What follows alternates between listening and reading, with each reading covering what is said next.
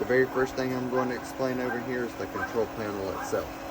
When it comes to the control panel, if you ever come outside and notice something's not on and running that should be running, first place I'm checking is down here with circuit breakers.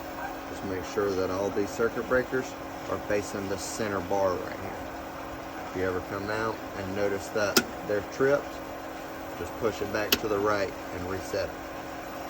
The only one that's not going to trip like that is the one for your heater and the pump. When this thing trips, it's going to trip in the middle. Right. If you try to just push it back to the right, yep, you got to push it left and then back to the right to properly reset it. Next thing in line over here is your GFI right here. So if you ever go into that remote, turn on the 4 of the spotlights and they don't come on, check that little GFI in the middle. You see the test and reset button? You see that red light lit up? Hit that reset button and it'll cause your lights that aren't on and working to come on and start working. Okay. Last thing in line on the equipment panel is the control panel right here itself. I don't know if you can see that, but right now this system is in what they call auto mode.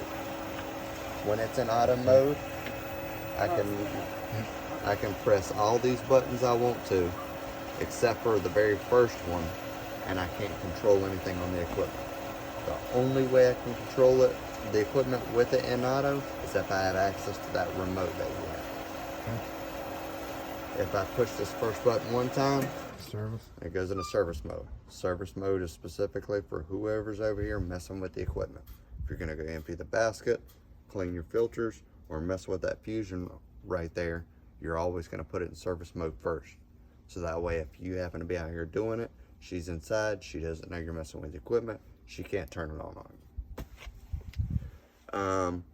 Last mode over here is timeout mode. You will never use it. It's an obsolete mode. Basically, whenever the plumbers used to come in and have to do a repair to the pipes, it used to take about an hour for that glue to dry. So they would put it in timeout mode, do what they need to do, just leave.